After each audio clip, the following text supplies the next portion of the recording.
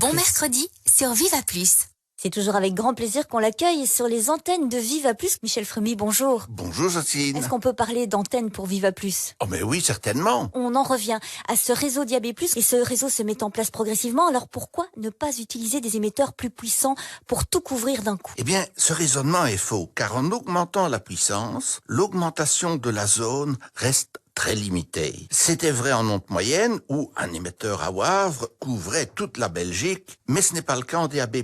Et en DAB+, si on augmente la puissance du signal, le signal devient trop puissant autour de l'émetteur, et on en arrive à ce que le signal DAB+, sature les amplificateurs des antennes de réception. Et alors, plus rien ne passe. Que dire des coupures brusques du son dans certaines régions lorsque l'on circule en voiture? Eh bien là, je dirais que c'est la rançon du miracle du DAB. En FM, vous entendez bien la radio, et si vous passez dans une zone mal couverte, le son se dégrade, vous finissez par ne plus rien entendre, et enfin le son disparaît. En DAB+, même si le signal devient mauvais, vous conservez un son impeccable, jusqu'au point de rupture, où, de toute façon, vous n'auriez plus su rien entendre en DAB après des minutes d'écoute inconfortable. La coupure brusque du DAB est frustrante, car nos oreilles ne sont pas habituées. Là encore, l'installation de relais complémentaires améliorera progressivement la qualité. Y avait-il d'autres solutions que de passer au DAB+?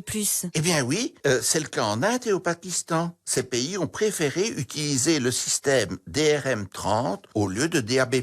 Pour l'auditeur, le DRM-30 a comme avantage de pouvoir continuer d'écouter le programme habituel sans devoir faire les frais d'un nouveau récepteur et d'offrir des programmes supplémentaires seulement à ceux qui ont acheté un récepteur compatible. Cette solution-là n'était pas réaliste chez nous car la bande FM est à saturation, vu le nombre de radios présentes en communauté française, mais également du nombre de stations qui diffusent depuis la zone frontalière d'autres pays ou d'autres régions. Le second souci du DRM-30 était de ne pouvoir diffuser que 3 programmes par émetteur, alors qu'un seul émetteur DAB est capable de diffuser plus d'une douzaine de programmes. En conclusion, est-ce qu'on peut dire que la FM est destinée à disparaître? Certains pays ont mis en œuvre la désactivation des émetteurs FM. C'est le cas de la Norvège. Mais l'opération a été trop rapide et des parlementaires ont exigé de remettre la FM en service. Mais entre-temps, NRK